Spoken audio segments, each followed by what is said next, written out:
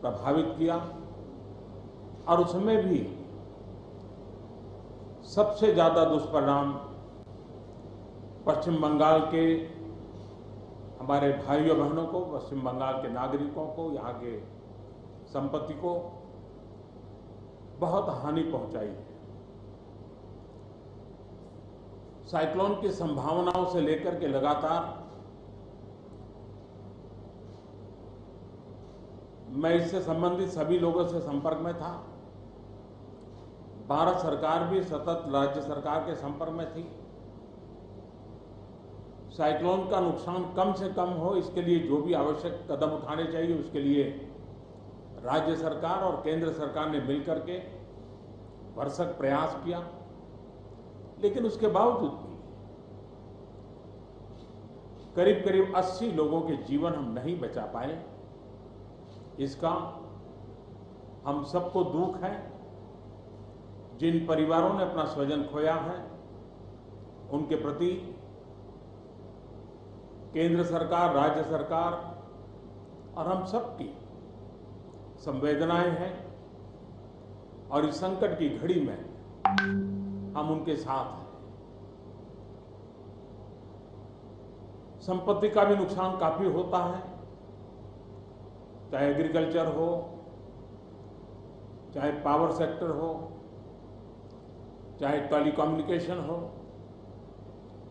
चाहे घरों का उजड़ जाना हो, अनेक प्रकार का, चाहे वो इंफ्रास्ट्रक्चर का हो, चाहे व्यापार जगत से लोग जुड़े हुए हो, चाहे खेती क्षेत्र से जुड़े हुए, हर किसी को नुकसान होता है। आज मैंने हवाई निरीक्षण करके बारीकी से इस प्रभावग्रस्त विस्तार को मुख्यमंत्री जी के साथ, गवर्नर श्री के साथ दौरा करके उसको देखा है। अभी राज्य सरकार ने और मुख्यमंत्री जी ने विस्तार से मेरे सामने जो भी प्राथमिक आकलन है उसका ब्यौरा दिया है। हमने तय किया है कि हो सके उतना जल्द डिटेल में सर्वे हो, कृषि का हो, पावर सेक्टर का हो, टेलीकम्युनिकेशन का हो, घरों की जो स्थिति है, इंफ्रास्ट्रक्चर की जो स्थिति है।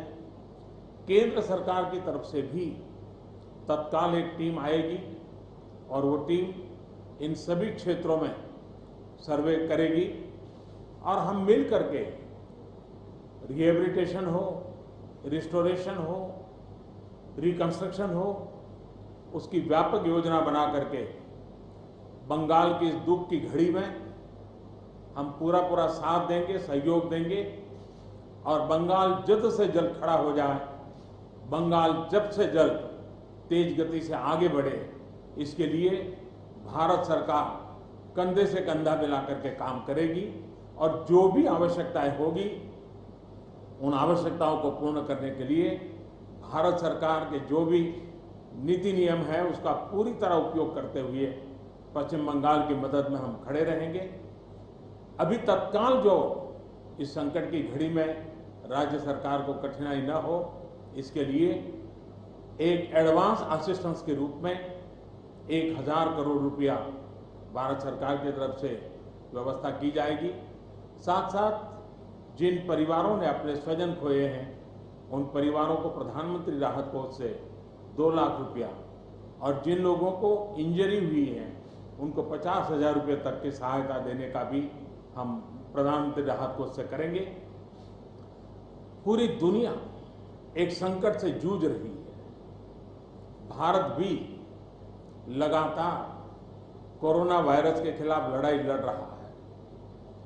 कोरोना वायरस की लड़ाई में जीतने का मंत्र और साइक्लोन में जीतने का मंत्र दोनों पूरी तरह एक दूसरे के ऑपोजिट है।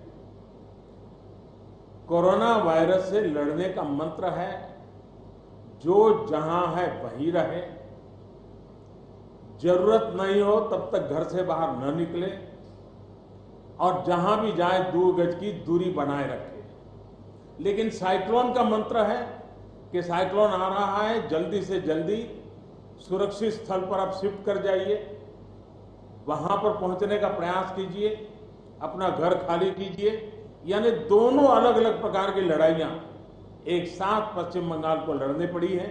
लेकिन उसके बावजूद भी ममता जी के नेतृत्व में राज्य सरकार ने भरसक प्रयास किया है। भारत सरकार ने भी लगातार उनके साथ रह करके इस संकट की घड़ी में जो भी आवश्यक, जो एडवांस में करने योग्य था, जो उसी समय करने का योग्य था और जो आगे दिनों के करने की आवश्यकता है, उसको भी पूरा करने का हम प्रयास करेंगे। आज समग्र देश को जिनके लिए गौरव है, ऐसे राजा राममोहन राय जी की जन्म जयंती है और उस समय मेरा पश्चिम बंगाल की इस पवित्र धरती पर होना मेरे मन को छूने वाली बात होती है।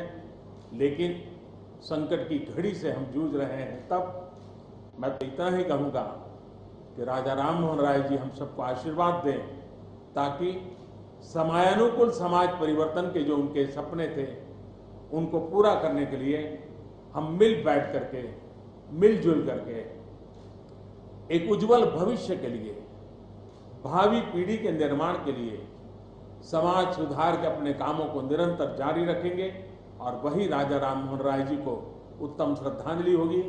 मैं मेरे पश्चिम बंगाल के सभी भाइयों बहनों को विश्वास दिलाता हूं कि संकट की घड़ी में पूरा देश आपके साथ है।